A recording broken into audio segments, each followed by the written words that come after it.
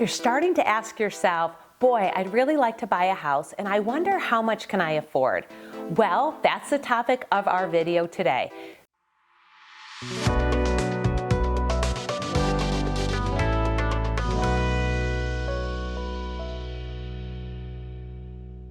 So, when you're looking to buy a house, what an underwriter needs to verify is your ability to repay back that loan and that you're not going to get hurt and not be able to repay that loan and thus default on the loan and have a foreclosure.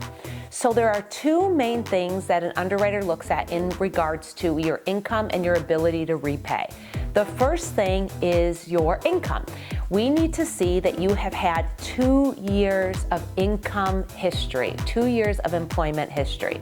Now that employment history could be this past 2 years consistently, or we could go back and goes back as long as the IRS has records, which is about 7 years. And what we're looking to do is to build a 2-year history that doesn't have a 6-month gap of employment.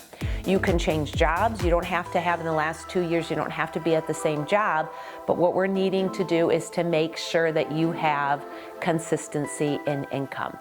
And if you have a college degree, you can use that as your employment history, which is pretty cool. So that means you went to college, you graduated college, and now you're getting your first job. I can get you a loan immediately after college graduation with your employment letter, giving you either a salary or good consistent hours with your hourly pay. The second thing we're going to look at is your debt to income ratio. There's 2 parts to that. The first one is your housing ratio and how much of your gross monthly income will comprise of your monthly payment. And then the second one is your total debt ratio, which is the number of items on your credit report or what you pay out monthly in bills without things like utilities and food expenses and child care, and we take that out of the mix and we calculate what's called your total debt ratio. So let's do an example together.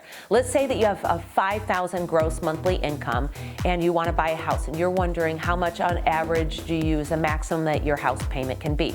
Typically, 33% is the magic number. 33% of $5,000 is $1,650, $1,650.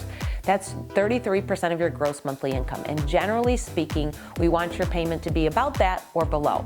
The second number that we look at is your total debt ratio. And FHA loans, VA loans, conventional, all will get you a loan up to about 50% debt ratio. So for example, if you had a $5,000 in gross monthly income, $2,500 or 50% of your gross monthly income should pay your new house payment and then items on your credit report. So that would be, let's say your student loans, you have a credit card and you have a car note and it totals $1,000 a month. Well, $2,500 minus $1,000 leaves you about $1,500 for a mortgage payment. So even though 33% of your income is $1,650, with $1,000 in other expenses that you have going out each month, it would be much better for you to have a mortgage payment of $1,500 a month. So that's what we look at as a lender. We look at your overall debt ratio. If you don't have any debts and you just have a house and nothing else, you don't have that $1,000 a month, you have maybe $400 a month, then perhaps we can approve you for a higher payment than $1,650.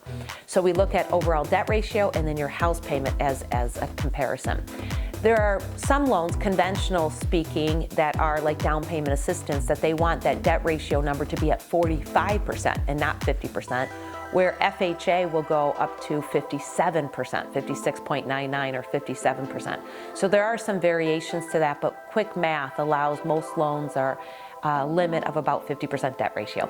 Okay, cool. So an employer, what we look at is your employment as a lender, and we also look at your debt ratios and calculations to what you can afford. And we gave you some real life examples so that you could run some numbers yourself and kind of see what that looks like before contacting your lender to see what is just right for you. When I sit down with my clients, I will always give them their maximums that they're approved for and then talk through where you feel comfortable with the monthly payment. Because even though you're approved for, say, a $1,600 to $1,800 payment, you may want to have a payment no more than $1,400 or $1,500. So then we figure out how much house that is. Thanks for watching. This is Dawn Connors at Mortgage One, providing you fantastic mortgage solutions.